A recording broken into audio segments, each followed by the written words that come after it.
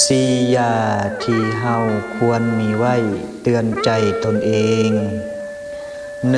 1. อย่าเปรียบเทียบตนเองกับคนอื่น เพราะทุกคนมีจังหวะชีวิตที่ต่างกัน การที่เฮาเปรียบเทียบกับคนอื่นนั้นจะเฮ็ดให้เกิดความทุกข์และบั่นทอนความมั่นใจ 2. อย่าย่านกับการเปลี่ยนแปลง เพราะทุกการเปลี่ยนแปลงนั้น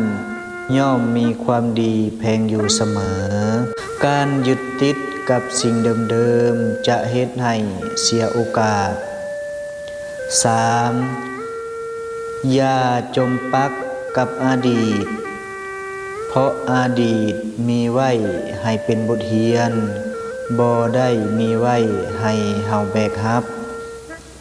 4. อย่าลืมดูแลสุขภาพตัวเองบ่ว่าเฮาจะ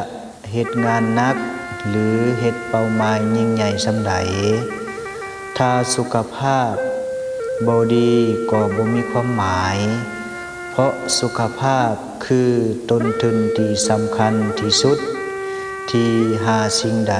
มาทดแทนบ่ได้